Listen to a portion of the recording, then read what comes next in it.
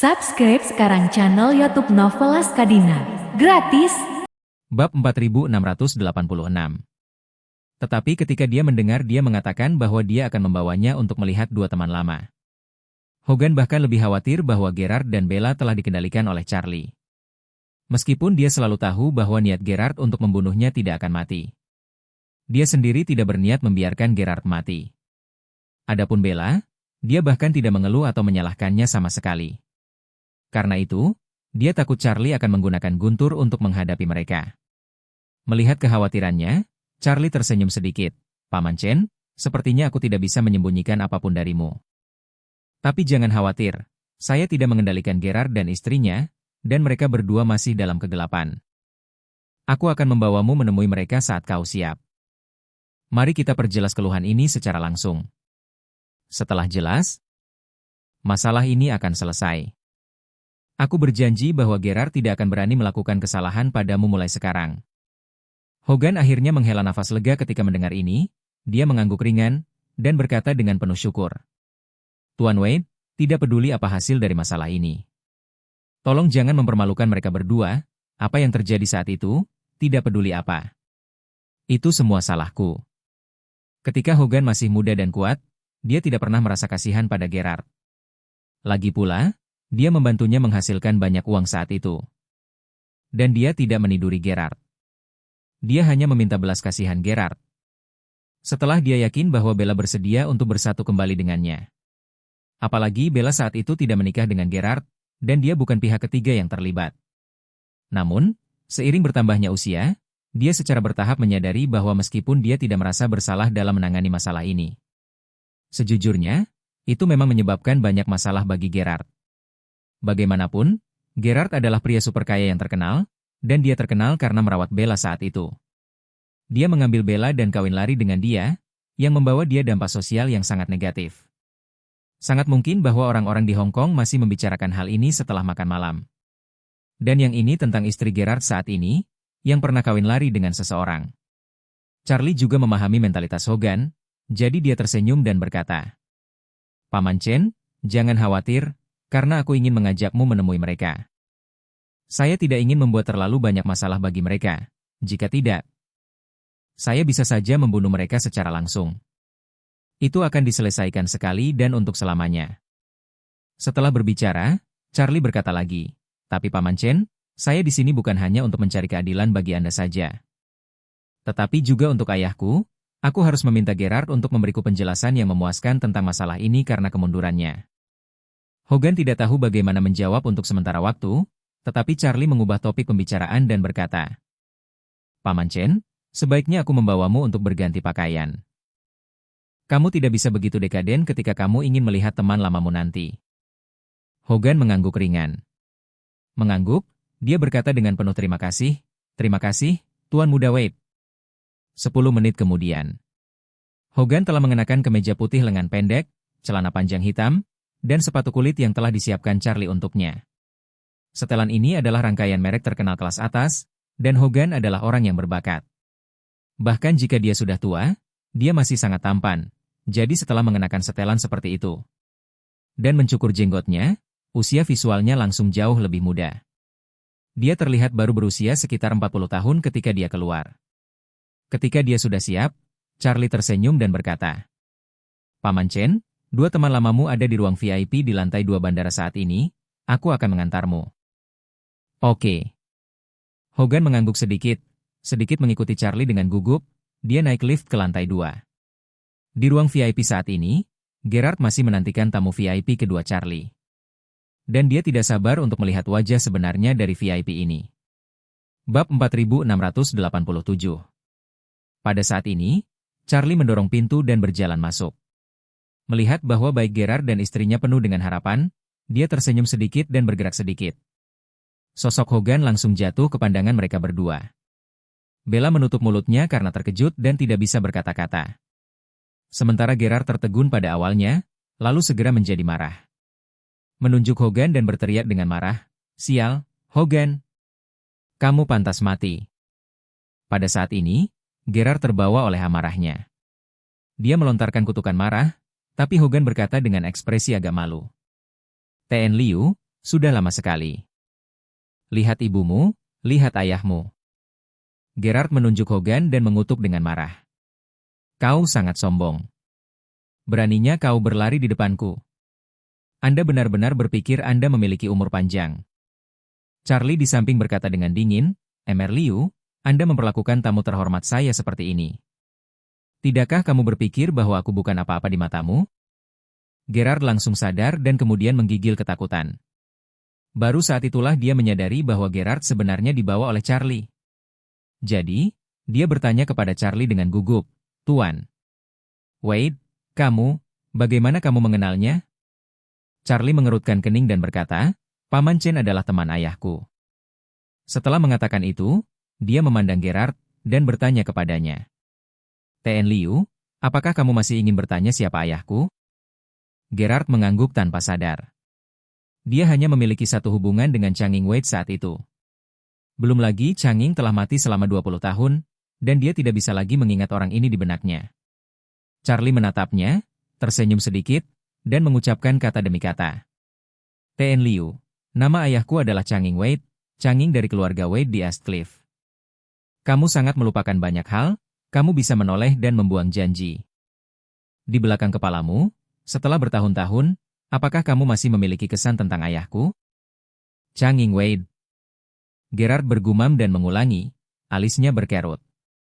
Segera setelah itu, dia tiba-tiba teringat pria parubaya yang bertemu dengannya dalam perjalanan khusus dari daratan ke Hong Kong. Saat itu, Changing sangat terkenal di kalangan Cina.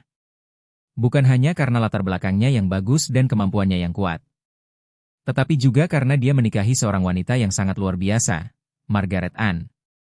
Siapa yang terkenal di seluruh dunia karena mempromosikan perkembangan pesat dari banyak perusahaan di lembah Silikon. Saat itu, ketika Gerard bertemu Changing, dia juga menghela nafas bahwa orang ini memiliki kekuatan yang luar biasa. Karena wajah dan potensi Changing, Gerard dengan mudah setuju untuk melepaskan Hogan.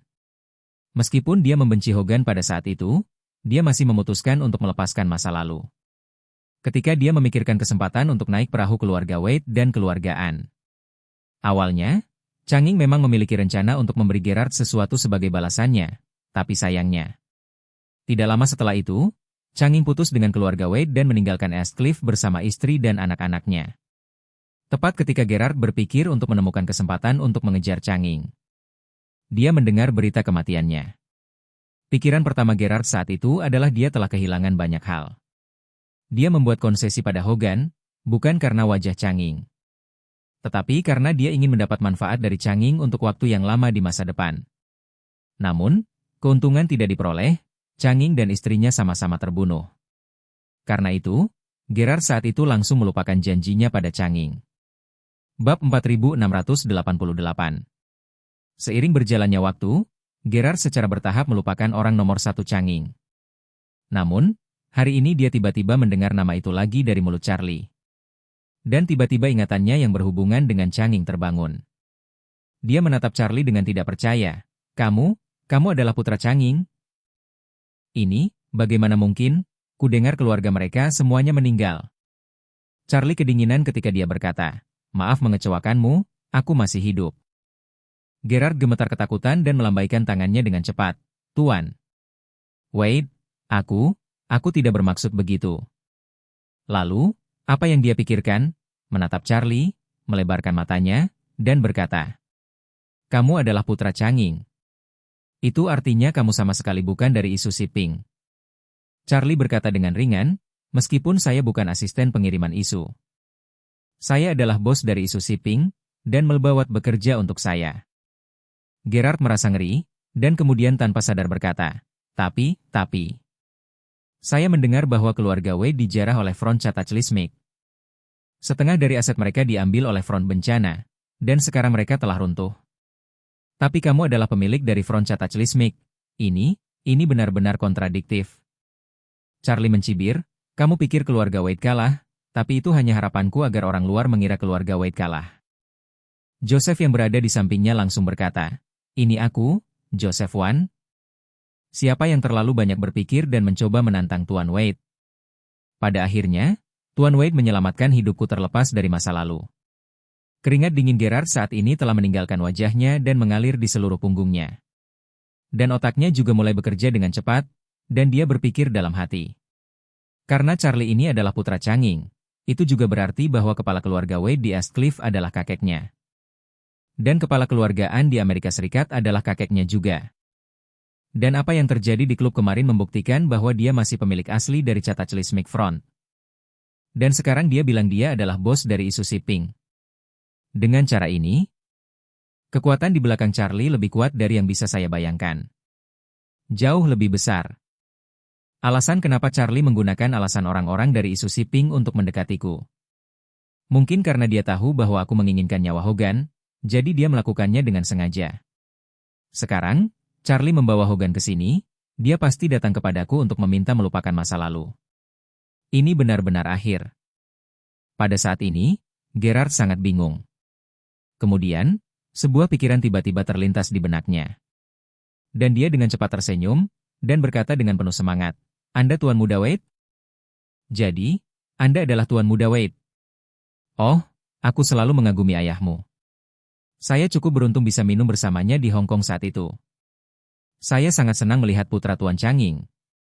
Setelah dia mengatakan itu, dia buru-buru menatap Hogan lagi dan berkata dengan emosi, "Hei, Hogan.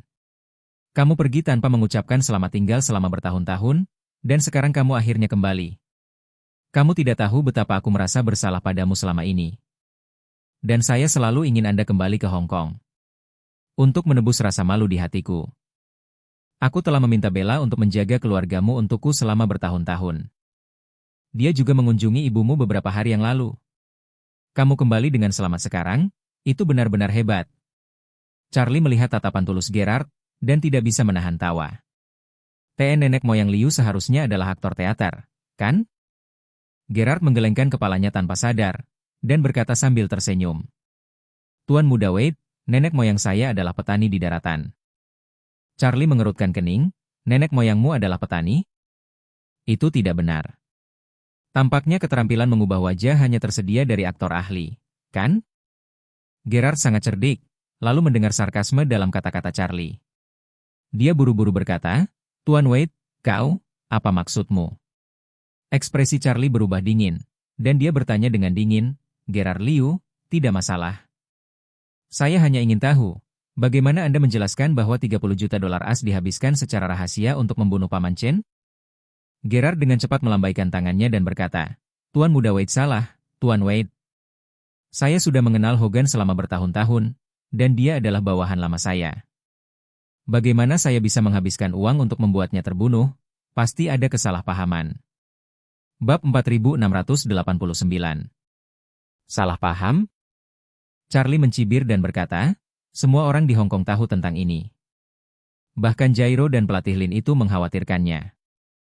Dengan hadiah 30 juta dolar yang Anda tawarkan, Anda memberitahu saya sekarang bahwa itu adalah kesalahpahaman. Apakah kamu pikir aku akan mempercayaimu?" Gerard sangat gugup saat ini, dan dia hanya memiliki satu pikiran di benaknya. Bahwa dia tidak bisa mengakui bahwa dia ingin melihat Hogan mati, bahkan jika dia hidup atau mati. Dia telah melihat metode Charlie, dan ketika dia menjadi kejam, dia tidak akan pernah menunjukkan belas kasihan. Karena itu, dia hanya bisa menggertakkan giginya dan berkata, "T.N. Wade, Anda benar-benar dirugikan. Masalah ini semua rumor. Banyak orang hanya tahu bagaimana menyebarkannya tanpa pandang bulu, dan tidak bertanggung jawab sama sekali." Charlie menatapnya, mengangguk sedikit, dan berkata, "Karena kamu tidak mengakuinya. Lalu aku akan menemukan seseorang untuk menghadapimu di tempat. Apa pendapatmu tentang Jairo? Apakah Anda ingin saya memanggilnya?" Charlie mencari Jairo bahkan lebih menakutkan. Dia tidak bisa lebih jelas tentang cara seperti apa yang dimiliki Jairo. Belum lagi, dia melihat dengan jelas proses Jairo memukuli Herman pagi ini. Dia tahu bahwa Jairo sekarang telah menganggap Charlie sebagai seorang kaisar. Dan dia hanya ingin membuat Charlie puas dengan semua yang dia lakukan. Jika Charlie benar-benar memanggilnya, dia pasti akan menggigitnya tanpa ragu-ragu. Anjing bermulut keras itu akan menyerangnya di tempat. Memikirkan hal ini, Gerard berkata dengan cepat, "Tuan Wade, ini mungkin salah komunikasi. Aku memang memberitahu orang-orang di sekitarku sebelumnya bahwa aku memiliki perasaan terhadap Hogan. Saya tidak puas, saya berharap saya bisa membunuhnya, tetapi saya tidak pernah berpikir saya akan benar-benar membunuhnya. Melihat bahwa dia menolak untuk mengakuinya, Charlie berkata dengan dingin, "Gerard, apakah Anda pikir saya terbang ke sini dari Amerika Serikat untuk berdebat dengan Anda? Aku sudah tahu kebenaran masalah ini, bahkan jika kamu tidak mengakuinya. Terus? Dan jangan lupa, kamu berjanji pada ayahku saat itu bahwa kamu tidak akan peduli dengan Paman Chen dan Nona Fang. Tapi apa yang kamu lakukan kemudian? Mengapa Paman Gu terbang untuk menemukanmu lagi? Bukankah itu karena kamu memalingkan wajahmu dan melanggar janji aslimu segera setelah ayahku meninggal?" Omong-omong, Charlie mengangkat suaranya sedikit dan memarahi. "Kamu jelas berjanji pada ayahku, tetapi setelah dia meninggal, kamu segera menarik kembali kata-katamu.